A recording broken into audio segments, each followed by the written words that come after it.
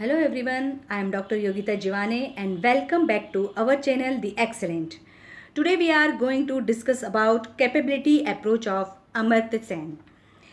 अमर्त्य सेन एक भारतीय महान अर्थशास्त्री व दर्शनशास्त्री है। इन्होंने अर्थशास्त्र के क्षेत्र में काफ़ी कार्य किया।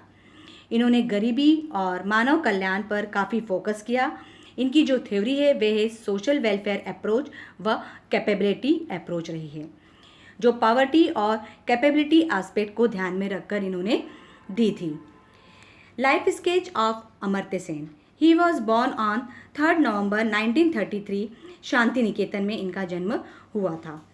Family, professor Ashutosh Sen and Mrs Amita Sen इनके पेरेंट्स हैं। एजुकेशन, इनका high school education from Dhaka 1941 में और पीएचडी इनको ट्रिनिटी कॉलेज से मिली थी, कैम्ब्रिज यूनिवर्सिटी 1959 में। 1998 में इनको नोबेल पुरस्कार से नवाजा गया था। इन्हें इकोनॉमिक के क्षेत्र में मिला था और भारत रत्न इन्हें 1999 में इनको मिला था। इनके कुछ वर्क से इन्होंने poverty and illiteracy, human welfare, collective social education और सोशल जस्टिस, इस पर इन्होंने काफ़ी काम किया था। इनकी बुक के बारे में अगर हम लोग देखें तो इन्होंने काफ़ी बुक्स इन्होंने लिखी थी, पर कुछ इनकी इम्पॉर्टेंट बुक्स थी, जैसे इन्होंने growth economics, on economics, equalities, poverty and feminism, ऐसी ये इनकी एक इम्पॉर्टेंट बुक्स में से एक थी। ये काफ़ी इन्फ्लुएंस हुए रविंद्रनाथ टैगोर, कार्ल मार्क्स और एडम स्मिथ से। इन सभी ने ह्यूमन डेवलपमेंट के बारे में थ्योरी दी थी, इसलिए वे इनसे काफ़ी प्रभावित हुए थे। अमर्त्य सेन का कंसर्न था, इन्होंने बोला कि गरीबी के बारे में इन्होंने कहा कि गरीबी का मुख्य कारण आय की कमी ही नहीं, और भी कारण हैं जो गरीबी को बढ़ावा देते हैं। जैसे इन्होंने बताया कि इक्वलिटी ऑफ अपॉर्चुनिटी और कैपेबिलिटी अप्रोच, ये दो भी है जो गरीबी को बढ़ावा देते हैं। यहाँ पर इन्होंने बोला कि गरीबी एक परिस्थिति है जो मानव जनित है।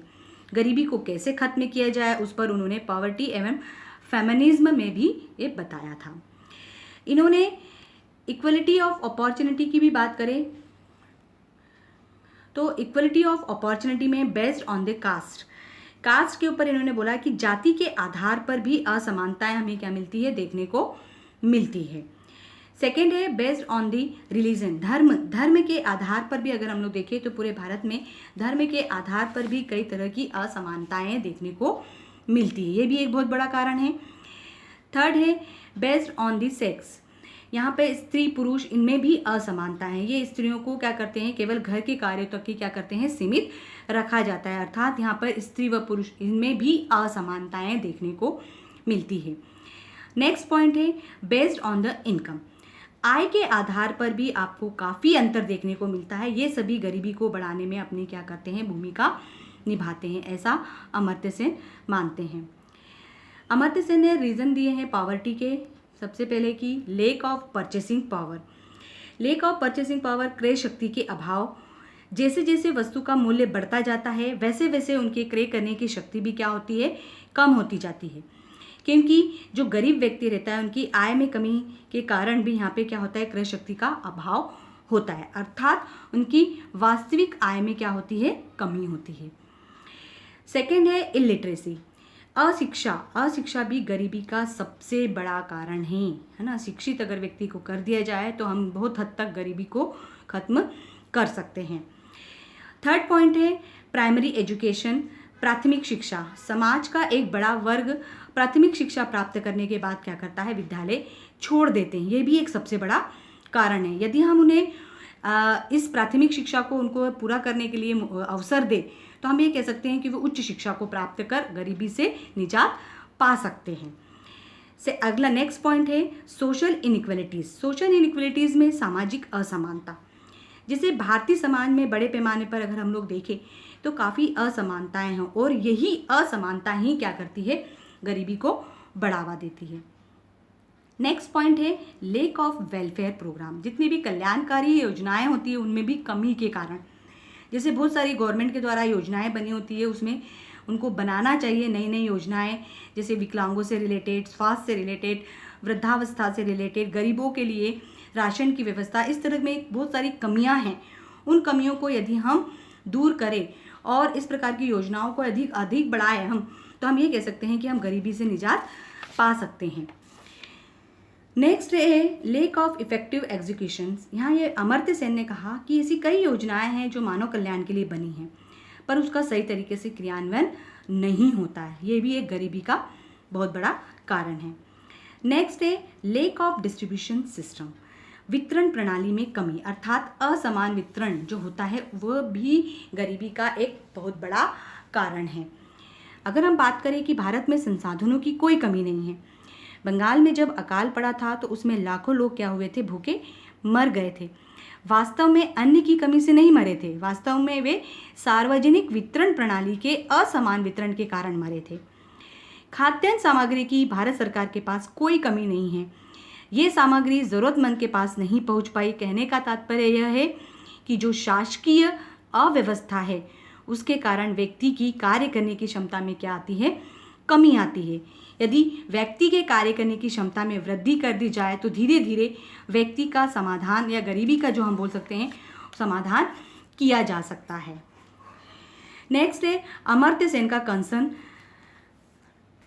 इन्होंने कैपेबिलिटी अप्रोच दिया। What is capability?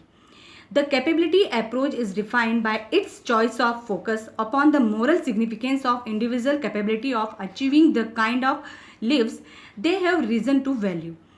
जहाँ पर जो वीक पॉइंट को कंपनसेट करके उसे फर्दर मोटिवेट कर सके या उसे आगे बढ़ाना।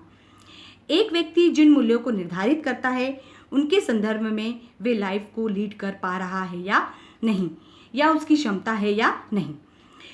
व्यक्ति के विकास से रिलेटेड विभिन्न पहलुओं को इन्होंने क्या किया था, परिभाषित किया था। इन्होंने टाइप्स ऑफ कैपेबिलिटी। फर्स्ट इसका टाइप है moral significance of an individual. जिन मूल्यों को निर्धारित करता है उसे वे लीड कर पा रहा है या नहीं।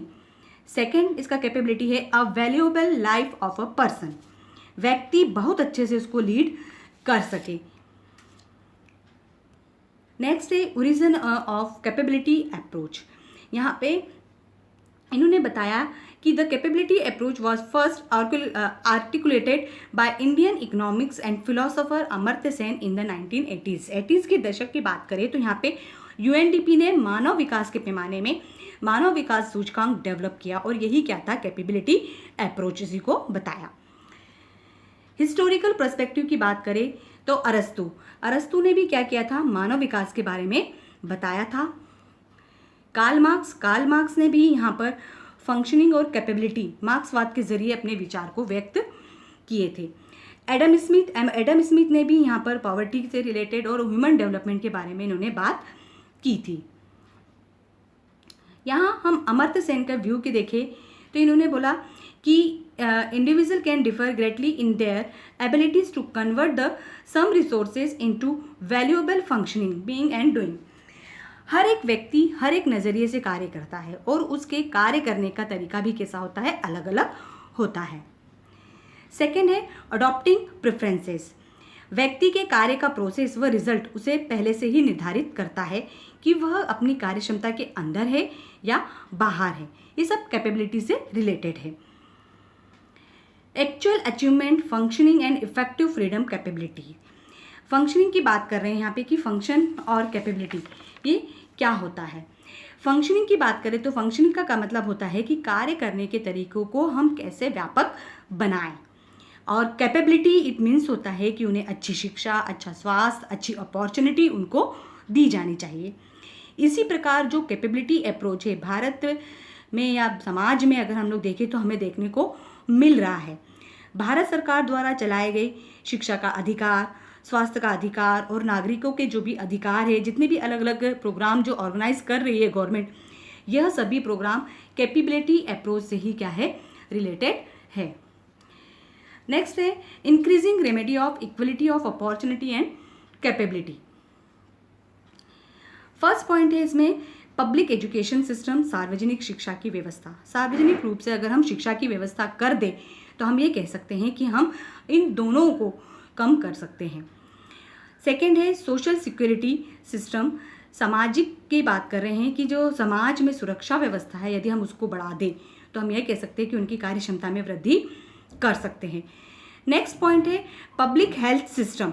सार्वजनिक रूप से अगर हम चिकित्सा व्यवस्था के कर दे, जैसे कोई भी एम्प्लॉय है, कोई भी व्यक्ति यदि कहीं पर भी कार्यरत है, किसी भी सेक्टर में है, यदि उसको चिकित्सा व्यवस्था दी जाती है तो हम ये कह सकते हैं कि उसकी कार्य करने की क्षमता में वृद्धि हो सकती है।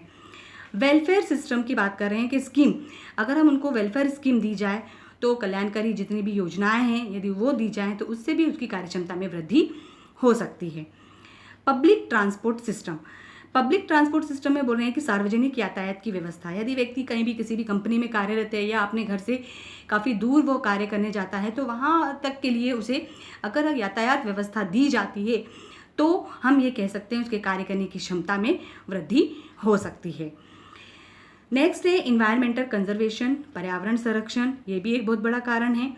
पॉलिटिकल अपॉर्चुनिटीज़, राजनीतिक अवसर उनको दिए जाने चाहिए। फुलफिलमेंट ऑफ बेसिस एमिनेट्स की बात कर रहे हैं कि जो मूलभूत सुविधाएं हैं उनको दी जानी चाहिए, जैसे स्वास्थ्य की सुविधाएं हैं, उनको राशन से संबंधित सुविधाएं हैं, जल से संबंधित सुविधाएं हैं, ये सारी सुविधाएं या आवास से संबंधित जितनी भी सुविधाएं, यदि ये सुविधाएं उनको प्रोवाइड की जाए तो हम ये कह सकते हैं हम इससे निजात पा सकते हैं। नेक्स्ट है इंक्रीजिंग एडमिनिस्ट्रेशन एफिशिएंसी, प्रशासनिक क्षमता में वृद्धि, प्रशासन को भी इसमें आगे आना होगा।